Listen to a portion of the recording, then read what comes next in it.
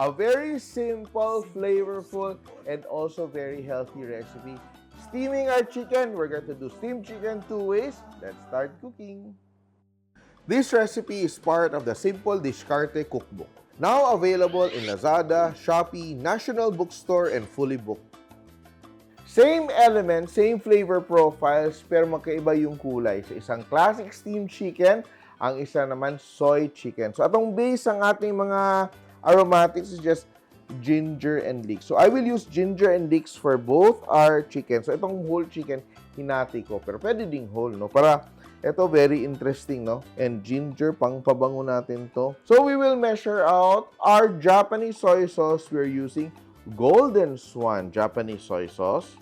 And we will just pour it to our chicken and add a bit of sugar and rice wine. Kung walang rice wine, okay lang. Huwag kayo ma-stress. We soak this for at least an hour or more para kumapit yung kulay ng ating soy sauce, no? Kasi pag masyado nating rinarash, hindi magkakakulay, hindi magiging maganda yung kulay ng ating chicken. We want our chicken to have a nice golden color, no? And on the other side, sobrang dali din ng ating recipe. Ginger and leeks as well. I will add ang ating rice wine. And I will use Wow Sarap all-purpose seasoning granules for this to give it a nice umami. Very simple yung ating recipe. And a bit of salt. Just a bit of salt kasi malinamnam na ito. And we just let that marinate and sit for a few minutes until magka-flavor yung ating chicken. So we let this rest for a few minutes or up to an hour para magkalasa yung ating chicken. So this also acts like a brine. So nangyari, nagkakalasa yung ating chicken pero nagiging mas juicy and tender din yung inyong meat. Kaya don't rush it. Very simple din yung ating seasoning. Don't rush it para talagang masarap yung ating luto. And our chicken is ready to steam. One by one, unahin natin yung soy chicken natin. We'll just arrange the chicken over. Yan. And we will add our marinade.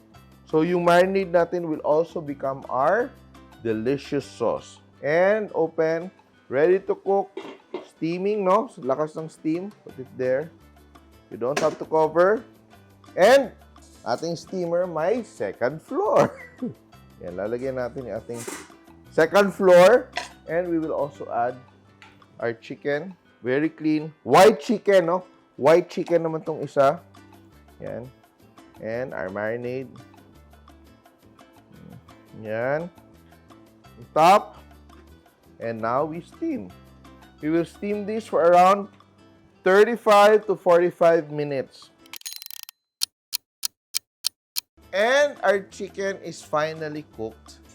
And ang maganda dito sa steaming is that because it is cooked in moist heat, it will stay moist, no? So ito ang ating white chicken, white steamed chicken.